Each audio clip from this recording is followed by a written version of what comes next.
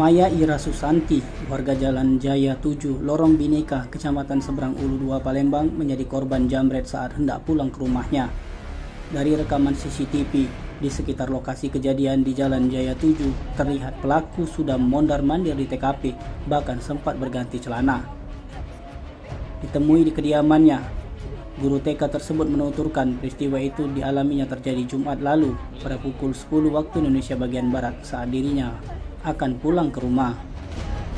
Menurutnya, pelaku beraksi sendirian dengan menggunakan sepeda motor matic berwarna coklat sambil menggunakan masker. Namun sayangnya pelaku berhasil lolos membawa tas korban. Atas kejadian itu, uang senilai 4 juta rupiah dan HP Android milik korban raib dibawa pelaku. Korban telah membuat laporan ke Polsek Seberang Ulu 2 Palembang dan berharap pelaku segera ditangkap. Dari sekolah, dari ngajaran masuk pokoknya langsung dari belakang gitu, langsung mepet langsung ngebut motor, langsung narik tas ya itu nah. Dia langsung lari ke sana. Isi berapa? Isinya itu? HP, terus dompet. Berapa pelakunya, Bu? Pelakunya sekok. Apa dong? Motor Scoopy. Warna coklat hitam. Canggih ya?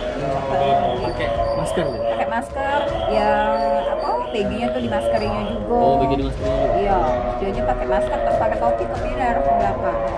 Kamu sehari-hari guru di sekolah negeri? Guru di TK tahu. Dari arah mana ke mana dia tuh, Bu? Dari depan ke sana. Lari ke sana, Bu? Iya. Sempet curiga dah, Bu, sama pelaku pada saat itu sebelum kejadian?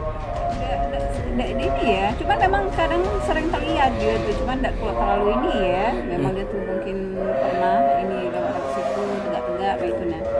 Ibu dituntut. Tim Liputan Sumsel TV melapor.